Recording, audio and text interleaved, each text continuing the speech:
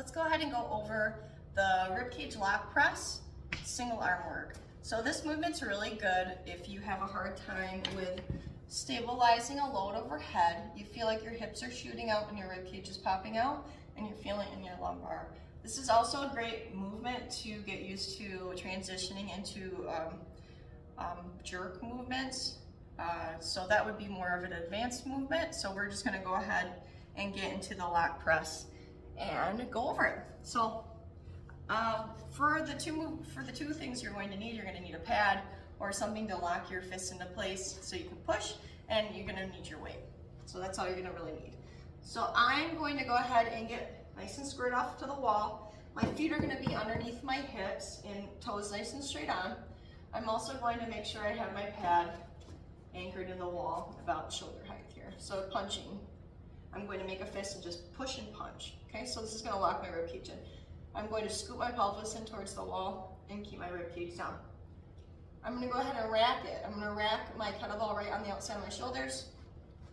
Here, right on the outside. I don't want it to be open because we want to get it as close as possible. Make sure we have that, when we're pressing at the top, we're gonna have that bicep meet the ear. It's not gonna come to it, but we're just gonna be right next to it. And this is gonna help us not let our elbows flare out when we're pressing. So here we go. I'm gonna go ahead and scoop my pelvis. I'm gonna take a deep breath in, quick breath out to help raise. Another deep breath in, and I'm pressing. Keeping the elbow in and big breath out. When I take a big breath out, I'm going to make sure I draw everything up and in towards my abdominals. If you notice my hips aren't shooting out, my ribcage is not in. I'm actively pushing into this wall to keep everything nice and locked. Deep breath in on the lower.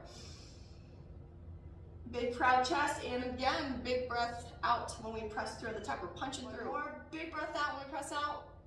If you notice, if you go to the side view here, my bicep of my arm and my ear should be nice and lined up. You should see how my shoulders are nice and stacked. I'm punching through. And then we bring it back down. Things to remember is if you feel like you're really fighting your lower back and your ribcage from your ribcage popping up in that press, lower your weight down about 2 to 5 pounds. So it's better to work with a lighter load to be able to get the mechanics of this movement and be able to build shoulder strength before getting heavier with your loads. Also, just always make sure that you're engaging your core and we're also breathing properly. So you want to make sure that you breathe out at the top of the press. We're taking a deep breath in on that lower and big breath out when we're pressing out. We always want to take a big breath out at the top because we don't want our chest to collapse when we're bringing that weight down. Because if we take a big breath out, where does everything go? We kind of draw inwards, so we want to make sure we keep that big proud chest. So it's always good to fill up that ribcage, fill up that diaphragm to be able to keep your core braced and engaged to maintain a safe position for the overhead press.